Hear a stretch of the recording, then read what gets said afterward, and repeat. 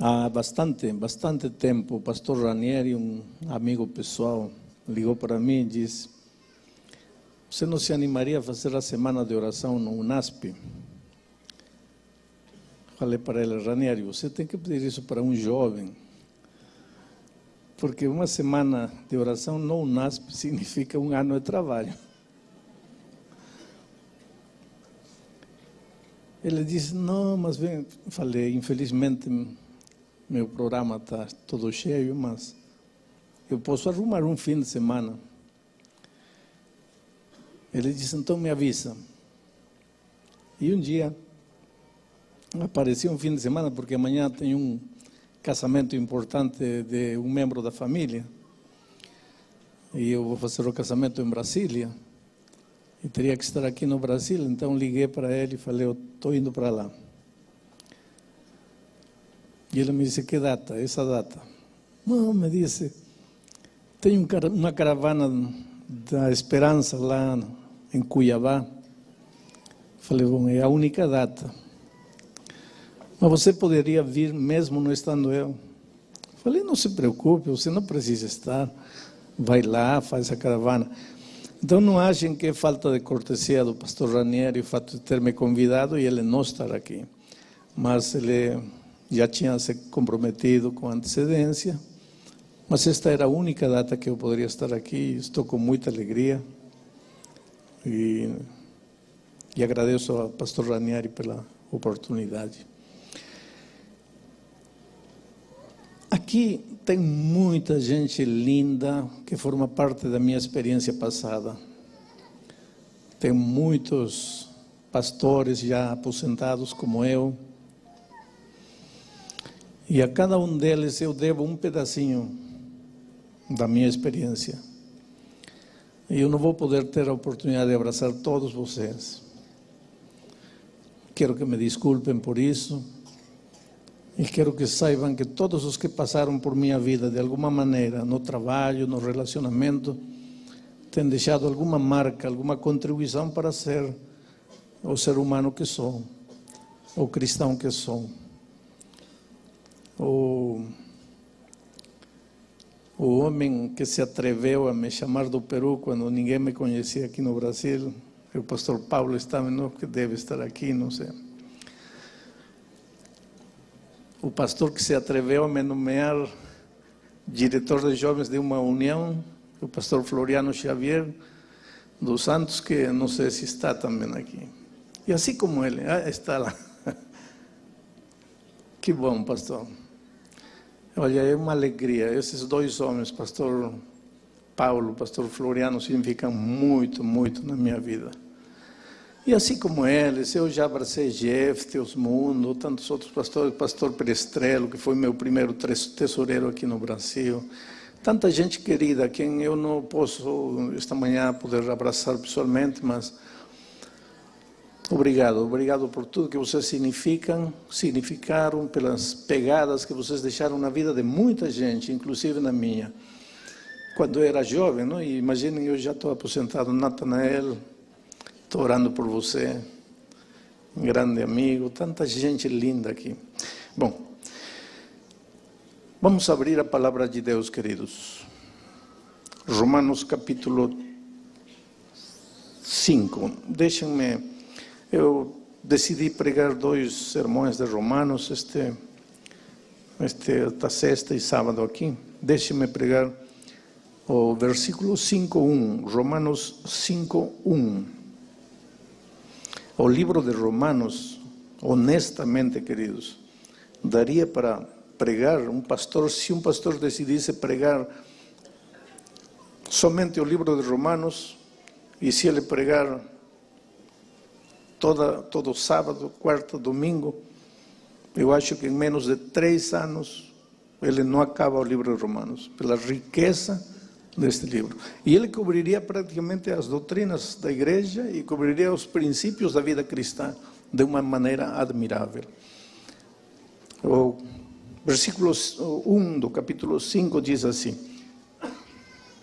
justificados, pois, mediante a fé temos paz com Deus por meio de nosso Senhor Jesus Cristo. Já que tem a Bíblia aberta, leiam o último verso do capítulo 4. Diz assim: o qual foi entregue, está falando de Jesus, o qual foi entregue por causa das nossas transgressões e ressuscitou por causa da nossa justificação. E o versículo 1 diz: justificados, pois. Interessante, há uma conexão. Até o capítulo 5 de Romanos, no capítulo 1, 2, 3, 4, Paulo fala da necessidade da salvação. Paulo tenta conscientizar o leitor de que precisa ser salvo. Ele está mal, o ser humano está mal, está deteriorado pelo pecado. No capítulo 1, especialmente, ele apresenta um quadro triste das depravações, das misérias do ser humano sem Deus. Ele tenta, nos primeiros 4 capítulos, conscientizar de 3 coisas. Primeiro, você precisa de Deus, você está perdido, você está arruinado, você está deteriorado, teus sentimentos, teus pensamentos, teus relacionamentos, está tudo mal por causa do pecado. Então você precisa de Jesus. E essa justificação que Jesus vai te dar é unicamente pela graça. Agora, a partir do capítulo 5, Paulo começa a falar dos benefícios da salvação. Dos benefícios da salvação. Interessante. Ele não apresenta primeiro os benefícios da salvação como uma bala, como um chocolatinho, como uma sobremesa, dizendo: olha, veja o que te espera. Não. Ele primeiro começa a epístola aos Romanos conscientizando da miséria do ser humano. Entende por que você precisa ser salvo. Como dizem na gíria, cai na real, acorda. Não acha que você é bom, como o humanismo de nossos dias ensina. Não acha que você está em progresso. Pelo contrário, você está em deterioração permanente. Interessante que hoje, muitas vezes se enchem em estádios, auditórios enormes, apresentando: olha os benefícios. Você não vai ficar doente, você não vai ter isto, você não vai ser pobre, você vai sair das dívidas. Isso também é parte do Evangelho, querido. Às vezes nós, como igreja, somos tímidos em apresentar os benefícios da salvação. Achamos que nesta vida o cristão tem que sofrer, tem que chorar, porque a nossa glória está lá nos céus. Não é verdade. Não é verdade. É verdade que nesta terra haverão aflições. Mas que o cristão tem que se rastejar no mundo, não é verdade. Agora, está errado quando o motivo para chamar as pessoas para a salvação são os benefícios. Deveríamos fazer como Paulo, trazer as pessoas para a salvação pela conscientização da sua necessidade. E aqui vem a participação maravilhosa do Espírito Santo, conscientizando o ser humano da sua realidade triste. Mas esse não é o meu tema, não vou analisar a Epístola aos Romanos. Meu tema é o capítulo 5, verso 1, e mais especificamente o termo paz. Diz: justificados, pois, mediante a fé, temos paz com Deus. Paz com Deus. Paz. A paz é o contrário do medo. O medo é ansiedade, é incerteza. O medo te amputa, te incapacita, te enfraquece. O medo te aniquila.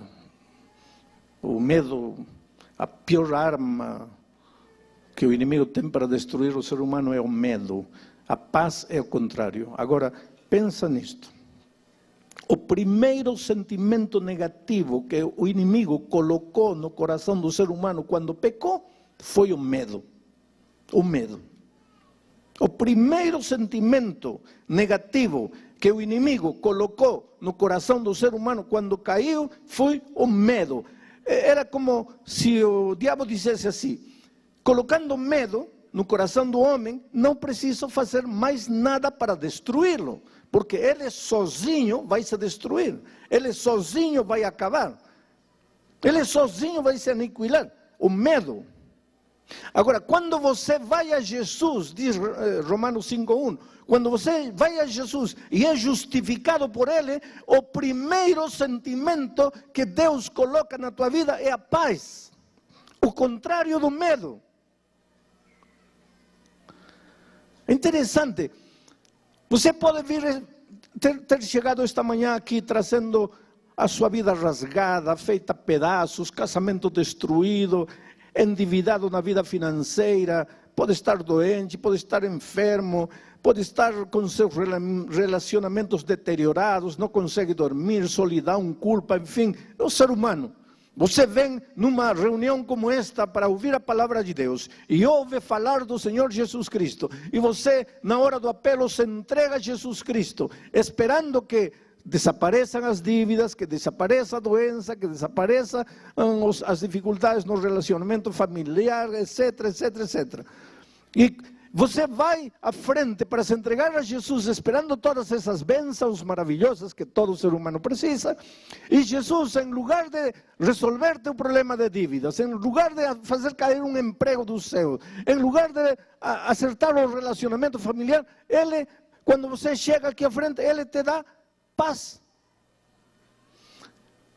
E às vezes você pode olhar para Deus e dizer: espera um pouco, Senhor, está tudo bem, eu preciso paz, tudo isso, mas primeiro me ajuda a resolver as dívidas, primeiro me ajuda a arrumar um emprego, primeiro me sara, me cura, me levanta. E Ele, em lugar de fazer tudo isso, te dá paz. Por quê? Isto é interessante, querido. Por quê? Primeira razão, porque o primeiro sentimento negativo que o inimigo colocou no coração humano quando pecou foi o medo, contrário da paz. Agora, o primeiro sentimento que Deus coloca em teu coração quando você é justificado é o contrário do medo, a paz. Por quê? Porque uma pessoa com paz no coração é o melhor instrumento para a realização dos grandes milagres divinos. Porque há dois tipos de milagres: os milagres sobrenaturais e os milagres naturais. Os milagres sobrenaturais, você andar por cima da água e não se afundar, um corvo trazer um pedaço de glúten para você quando está com fome, você cair na cova dos leões famintos e o anjo do Senhor vir e fechar a boca dos leões, o mar vermelho, um mar de dificuldades, se abrir. Deus é Deus, querido, esses são milagres sobrenaturais. E por favor, dê a Deus o direito de ser Deus. Acredite em Deus, não se atreva a duvidar do poder de Deus. Porque se alguém está com câncer esta manhã, pode sair de aqui curado. Deus é Deus. Não duvide neste mundo racionalista, pragmático, não se atreva a duvidar do poder de Deus, querido. Eu tive um grande amigo, pastor. A emoção é tão grande. Jerry Patzer, presidente da União Norte da Califórnia, um grande homem. Ele um dia disse: eu não sei por que tanta gente não consegue aceitar que um grande peixe, vamos dizer que seja uma baleia, eu não sei como tanta gente não consegue entender que um grande peixe engoliu Jonas, o teve dentro da barriga 3 dias, não o digeriu, e 3 dias depois o jogou vivo. Ele dizia: eu não entendo como tem gente que não pode aceitar isso.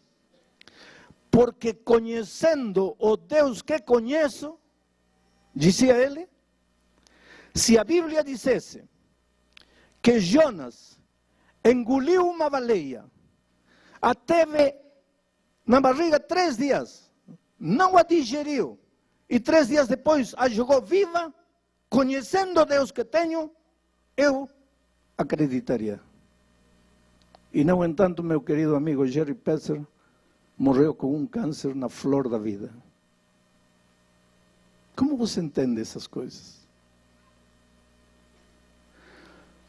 Querido, Deus é Deus e pode fazer milagres sobrenaturais na hora que Ele quiser, quando Ele quiser, com quem quiser e porque Ele quer. Milagres divinos sobrenaturais não são atribuições humanas.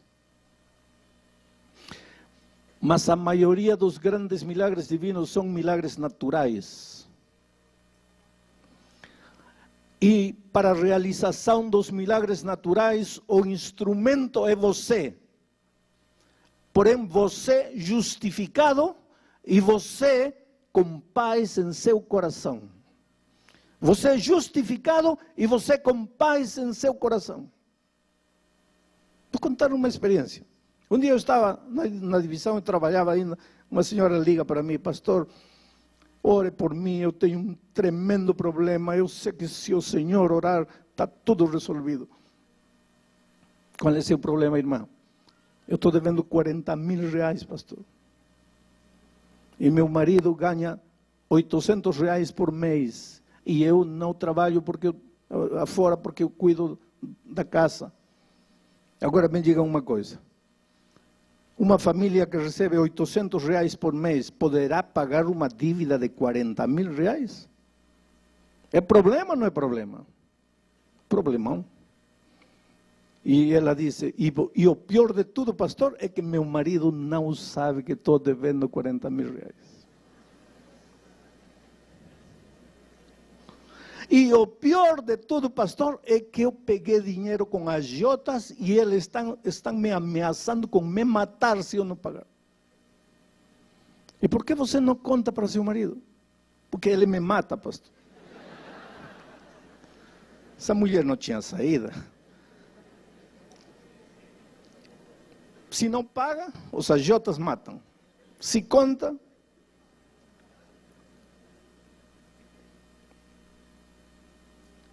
falei, tudo bem, filha, vou orar por você. Qual é o seu problema? 40 mil reais, pastor. Não. Eu estou perguntando qual é o seu problema. 40 mil reais, pastor. Não, filha, você não está entendendo. Você deve 40 mil reais. Isso eu sei. E eu creio em você. Eu estou perguntando qual é o seu problema. Pastor, 40 mil reais. Eu não estou mentindo, pastor. Para que eu ia ligar para o senhor para mentir? Falei, filha, quer dizer que se eu fizer uma oração e o senhor mandar um corvo trazendo no bico 40 mil reais, teu problema está resolvido. Ai, pastor, estaria resolvido. Filha, teu problema não estaria resolvido, porque teu problema não são os 40 mil reais. Pastor, sim, não, filha. Teu problema é outro, teu problema está no coração. Por que você se empresta dinheiro quando você sabe que não pode pagar? Por que você oculta a verdade de seu esposo? Você traz uma ferida no coração e você não percebe. E enquanto essa ferida não for curada, teu problema não está resolvido. Porque Deus te manda 40 mil reais hoje, próximo ano você vai me ligar, pastor, 10 mil reais. Aí, 6 meses depois, pastor, 5 mil reais. 5 anos depois, pastor, 50 mil reais. Teu problema não é dinheiro. Não estou dizendo que não precise. Não estou dizendo que você não deve. Teu problema está no coração. Há uma ferida que sangra e se manifesta no fato de procurar dinheiro quando você sabe que não vai pagar. Ela começou a chorar no telefone. E me disse, pastor, o senhor é um profeta. Mas por que, filha?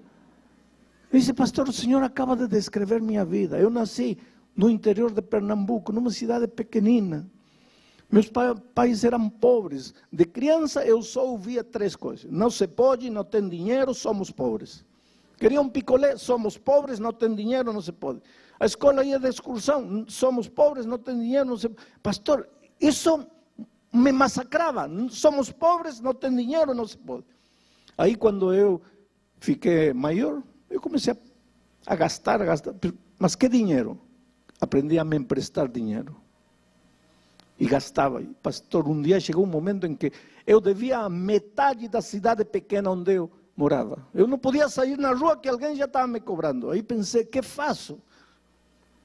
Saí na rua, na estrada, uma noite, peguei carona com um caminhoneiro, vim para São Paulo. Cheguei em São Paulo. E quando cheguei em São Paulo, levantei as mãos para cima e disse, graças, meu Deus, aqui vou começar de novo.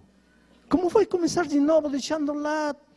Oh, querido, jamais se começa de novo sem consertar o passado. Não tem jeito de começar de novo. Começar de novo. Se consagrou a Deus, começou a orar, a estudar a Bíblia, conheceu na igreja um jovem cristão, casou com ele, cristão, bom menino, mas ganhava R$800. Veio um filho, veio outro filho, e agora estava devendo R$40.000. E agora? Ia fazer o quê? Fugir de São Paulo, ir para Tóquio. E quando devesse a metade de Tóquio, ia ir para onde? Para a Lua. Você vê que a dívida não era o problema, querido. O que você diria esta manhã se eu te dissesse assim? A enfermidade que você tem no corpo não é problema. Aí você diria, pastor, para você não é problema, porque você está bem. Mas olhe para mim.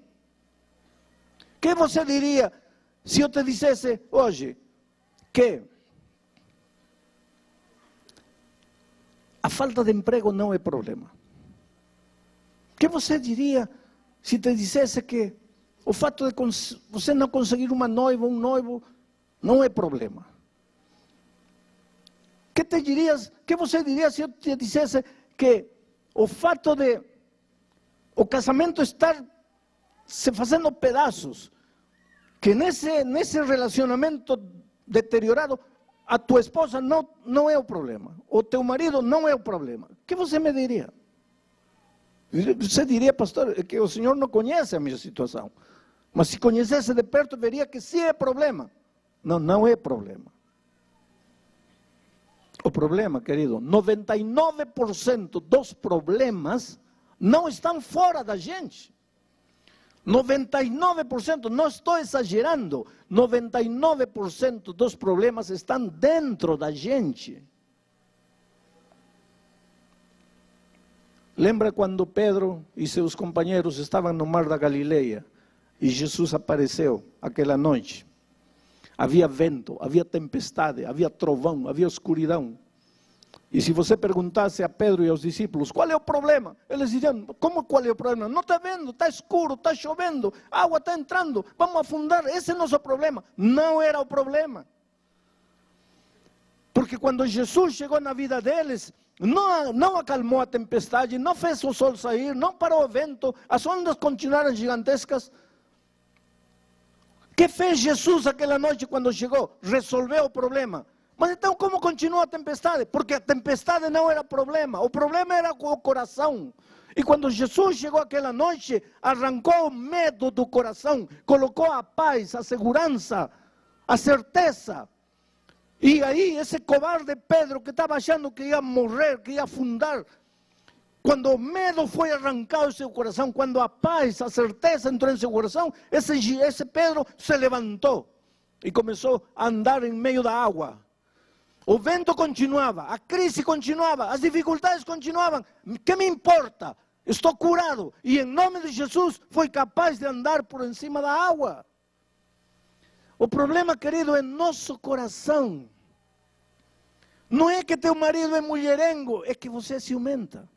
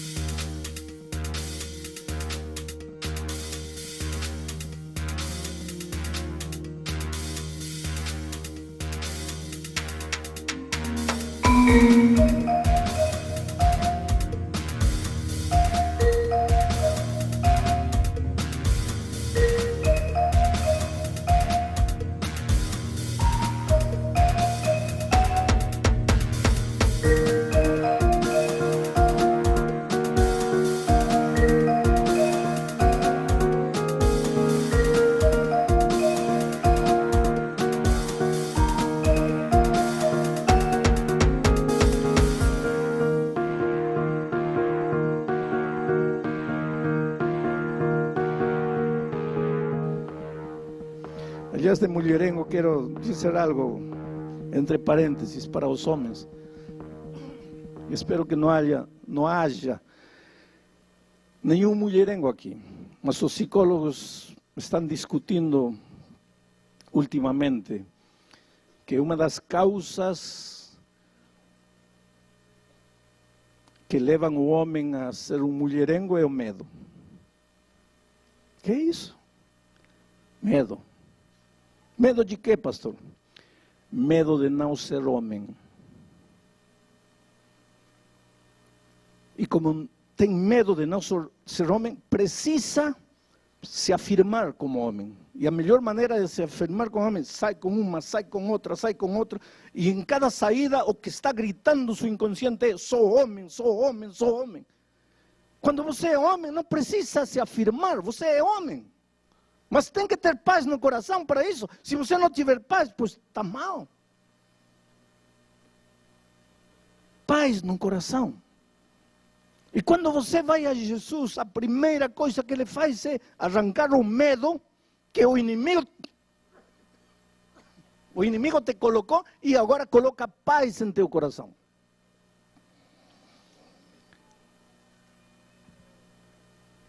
Meu tempo está acabando, mas eu quero deixar um pensamento interessante. Há muitos anos atrás, eu estava pregando num teatro de ópera. Tinha 5 andares. Era um teatro que girava assim. Tinha que estar pregando olhando para todo lado, para cima. E quando terminou a pregação, eu fui ao camarim e estava esperando aí o pastor que ia me levar para o hotel. Mas a porta se abriu e entrou na cama. E na cama um rapaz deitado, que não mexia do pescoço para baixo nada. Tetraplégico, quadraplégico, sei lá. Sem poder mexer nada. Eu conhecia a história porque já tinha me contado. Nasceu e cresceu na igreja aquele menino. Quando foi para a faculdade, para a universidade, ele um dia achou que seus pais estavam errados, que a Bíblia estava errada, que o Evangelho foi uma etapa na vida dele, que ele já tinha superado tudo isso. E ele saiu da igreja, ria dos pais, burlava de todo mundo, caçoava de todo mundo. Não queria saber nada com Deus, nada com a igreja, nada com a Bíblia, nada com o Evangelho. Um sábado de manhã, enquanto os pais estavam no culto como hoje, ele estava na beira do rio com amigos, bebendo cerveja, dançando, fumando, felizes da vida. Lá pelas 4 da tarde já tinham bebido bastante, comido bastante carne, a mente já estava embotada. Já. O problema do álcool é esse, que chega um momento que você não sabe o que está fazendo. Perde a noção do risco, do perigo, então decidiram se jogar no rio de uma altura aí de 4 metros, e como a água estava meio turva, eles não perceberam que havia uma rocha, quase a flote. Ele se jogou, foi o primeiro, e caiu de cabeça na rocha. E literalmente se partiu o crânio. E ficou quase 1 ano entre a vida e a morte, os médicos para salvar, lutando. E finalmente saiu do hospital. Mas saiu condenado não a uma cadeira de rodas, condenado a uma cama para o resto da vida.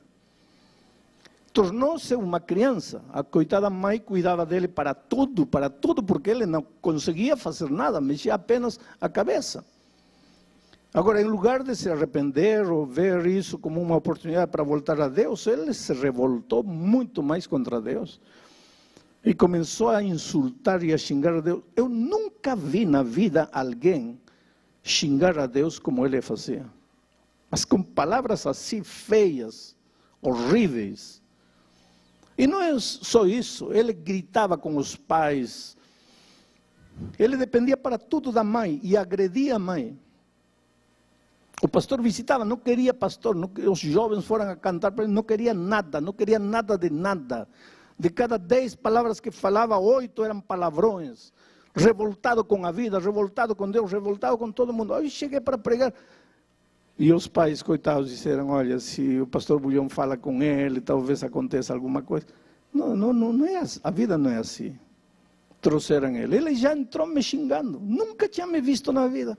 Já entrou me agredindo. Eu me aproximei dele, eu entendia, tentava entender a situação em que ele se encontrava, a dor que ele carregava. E disse, filho, veja, Deus te ama. Quero que saiba que Deus te ama. ¿Para que falei de Deus?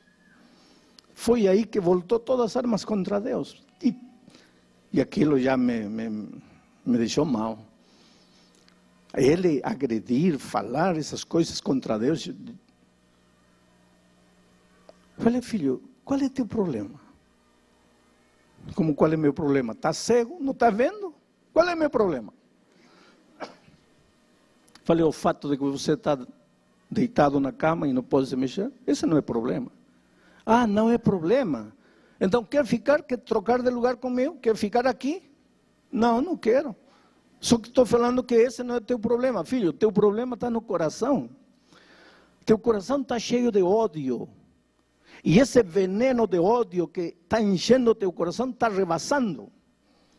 Só que esse teu veneno não faz mal às outras pessoas, mas esse teu veneno está te matando a ti mesmo. Você está morrendo por dentro. Eu sei que tua situação na cama não deve ser a mais cômoda, mas tua pior situação é o coração cheio de veneno, cheio de ódio, de revolta. O que Deus te fez, filho? Ele te empurrou para o rio? Não. O que teus pais fizeram? Vê o amor com que tua mãe te cuida. Por que você agrede ela? Olha, teu problema vai acabar o dia que um dia você gritar a Deus e dizer, Senhor, me entrego, me perdoa, aceito, tira o veneno do meu coração, mas enquanto esse veneno estiver em teu coração, não tem solução para você. Ele começou a gritar, e começou a gritar com os pais, para que me trouxeram? Eu falei para não me trouxer. E todo mundo levou a cama de volta, ele bravo. Passaram 5 anos. Cheguei naquela cidade de novo para pregar naquele mesmo teatro de ópera. Terminei de pregar, estava no mesmo camarim esperando o pastor para me levar no hotel e de repente a porta se abre e a cama entra de novo. E pensei tudo de novo. Só que ele trazia um sorriso no rosto. E disse, pastor, não se assuste, não vou lhe fazer nada. E chegou perto e disse, pastor, eu só vim para lhe agradecer. Obrigado, pastor. A última vez eu fui malcriado, eu quero lhe pedir desculpas. Falei, filho, não. Eu acho que quem tem que pedir desculpas sou eu. Eu acho que naquele dia eu não te disse o que você estava querendo ouvir.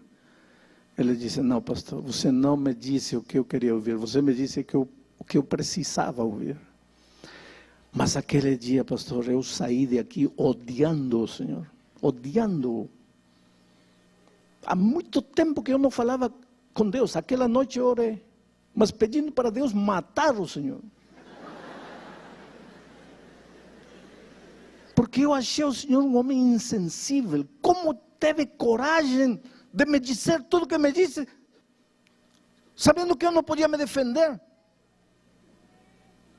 Mas, pastor, até aquele dia todo mundo me passava a mão na cabeça e dizia, coitadinho, coitadinho, coitadinho.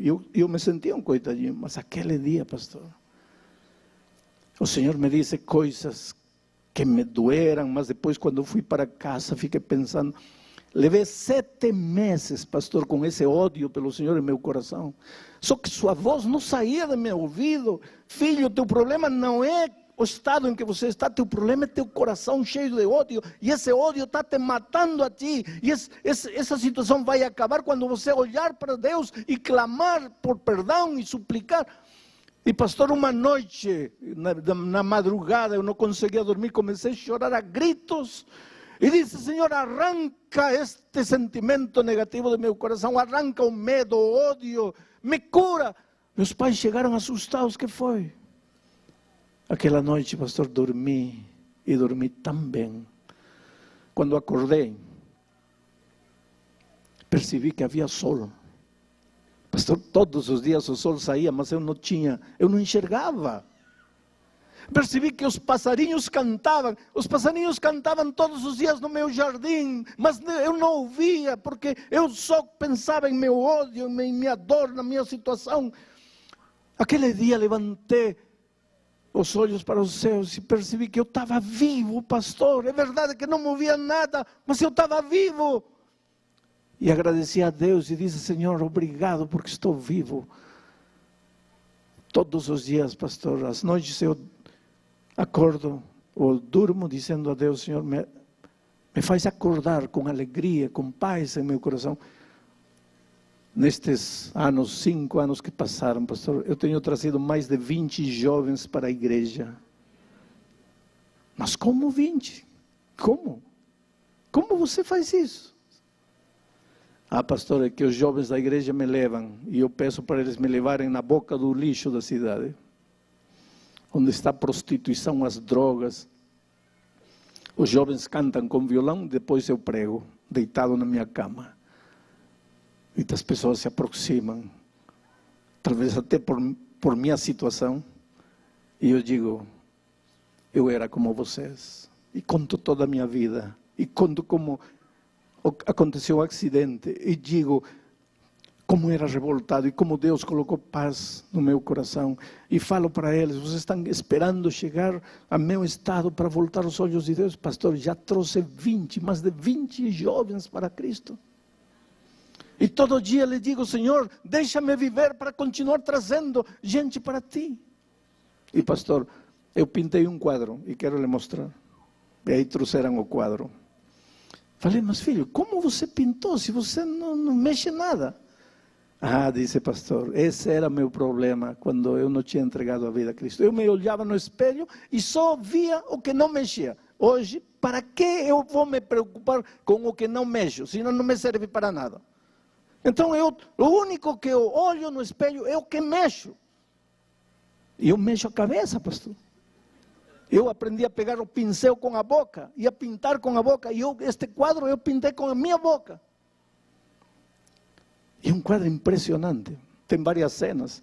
Aqui tem um monstro. Você tem que dar um desconto, porque foi pintado com a boca por alguém que está aprendendo a pintar com a boca. Mas aqui tem um monstro com chifres e rabo.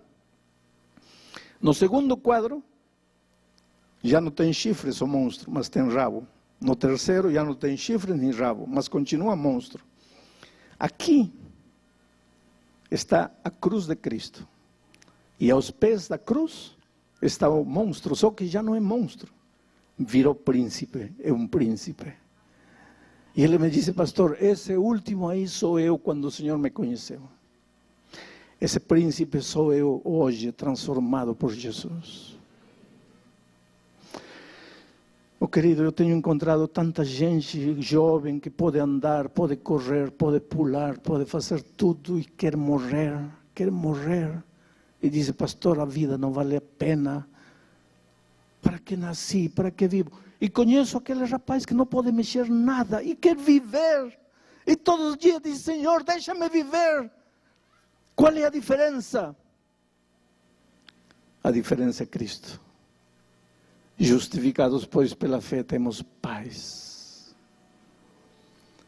Quando o Espírito de Deus entrar no teu coração, você vai aprender a pedir perdão à esposa e vai ver que talvez sempre teve uma esposa maravilhosa, que teu temperamento foi destruindo. Quando você for curado por Deus, vai deixar o machismo de lado e vai aceitar que tua esposa tem razão. E vai lembrar que tua esposa talvez foi uma flor linda que chegou às tuas mãos e que você, por causa do temperamento indômito, foi murchando. Mas só Jesus pode fazer isso. Arrancar de teu coração o medo, Por que você grita? Por medo. Por que você é teimoso? Por medo. Por que você não cede? Por medo. Medo. O medo arruina tudo. E quando você vai a Jesus, a primeira coisa que Ele coloca em teu coração é paz. E agora você, com paz, vai ser um instrumento para reconstruir teu casamento, o instrumento para resolver teu problema financeiro, o instrumento para enfrentar os vendavais da vida sem temor, transformado por Jesus. Eu quero fazer um convite, porque a minha natureza de evangelista não me deixa terminar um sermão sem fazer um convite. Este convite não é para as pessoas batizadas, porque vocês um dia já se levantaram, já vieram à frente.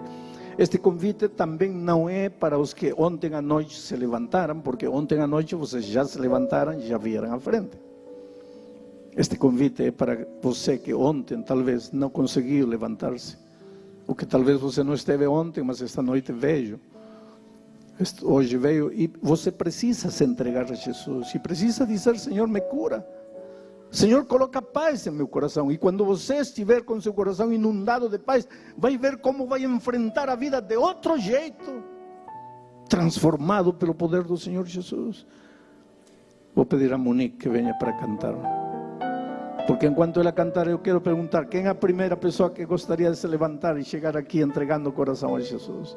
Mesmo que seja aquele que vier, levante-se e venha, em nome de Jesus. Glória a Deus. Essa menina linda, vem. O Espírito de Deus se está movendo. Venha lentamente, abra-se passo em meio da multidão e chegue aqui enquanto ela estiver cantando. Eu vou estar orando em meu coração para você chegar aqui entregando o seu coração a Jesus.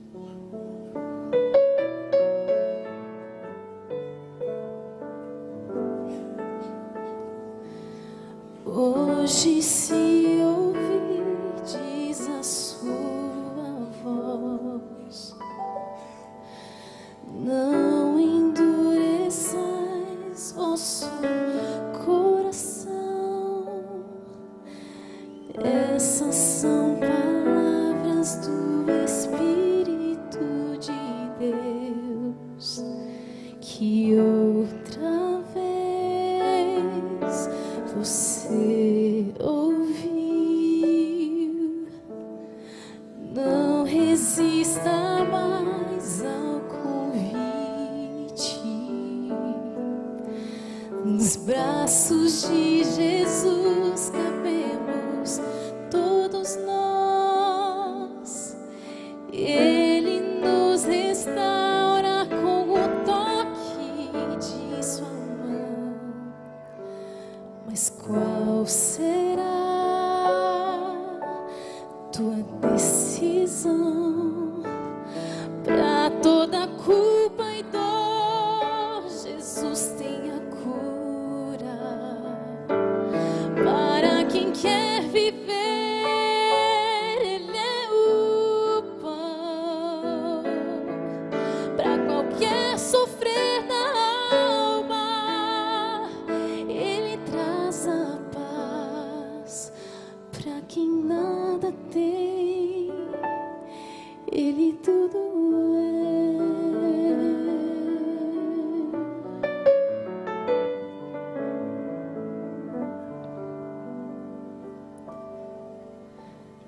Não resista mais ao convite.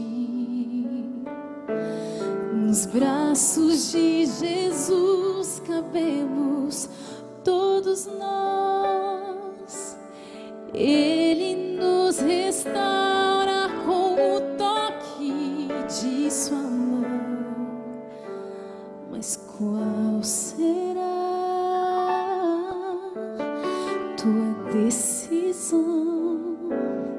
Para toda culpa e dor, Jesus tem a cura. Para quem quer viver, Ele é o pão. Para qualquer sofrer da alma, Ele traz a paz. Para quem nada tem, Ele tudo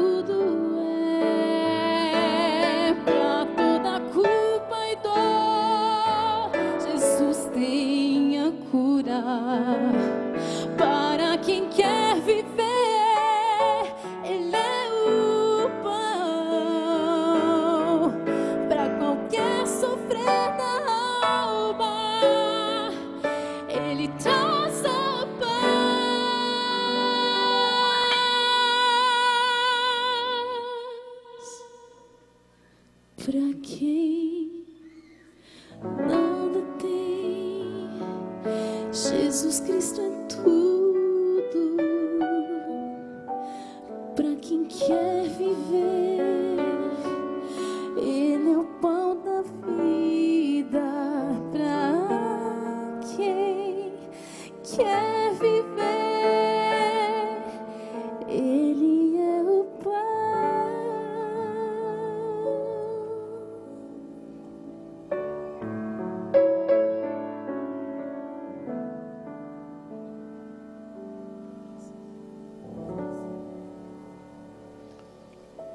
Cheguem mais perto, por favor.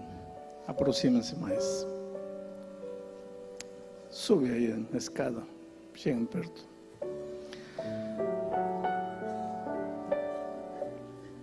Eu deveria agradecer a Deus por este lindo ramilhete de flores.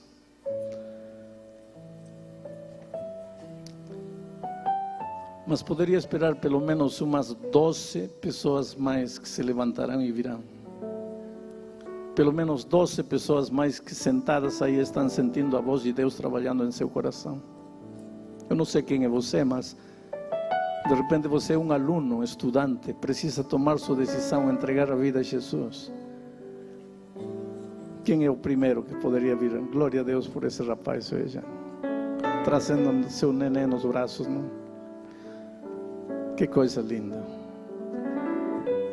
Vem a Jesus. Hoje é o dia de boa nova. Hoje é o dia de salvação. Vejam. Já vieram 4, 5, 6, 7. Onde está você? Vai voltar para casa deixando passar a grande oportunidade de sua vida?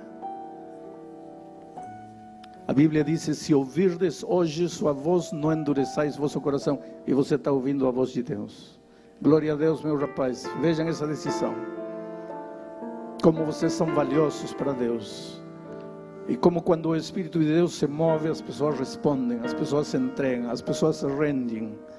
Só que esta rendição só vai redundar no seu bem. Venha Jesus. Vem, lentamente. Deixa-te trazer pelo Espírito Santo. Glória a Deus por essa senhora. Sabem, essa cena de alguém trazendo um neném no colo, a mim me emociona. Porque há muitos anos atrás, numa cidade bem pequenina, um pastor fez um convite. E uma senhora jovem levou um menino no colo para frente. E entregou sua vida a Jesus. Essa senhora era minha mãe. E esse neném era eu. E quando ela foi à frente, ela jamais imaginou que por causa dessa decisão dela, esse menino de colo poderia ser um instrumento de Deus para pregar o Evangelho em todo o mundo. Imagina o valor de uma decisão. Só Deus sabe aonde vão chegar esses meninos por causa da decisão dos pais. Jovens, que Deus abençoe vocês. Vocês têm uma estrada longa diante de vocês, mas para toda dor, Jesus tem a cura. Ele é o pão, Ele é a água. Ele que está começando hoje a obra em vocês, vai terminá-la certamente. Quero vê-los vitoriosos no reino dos céus quando Cristo voltar. Vamos orar. Pai querido, toca estas vidas, Senhor, em Teu nome. Toca estas vidas e transforma estes corações. Arranca o medo e coloca paz nesses corações. E depois usa essas pessoas transformadas para a realização dos Teus grandes milagres naturais.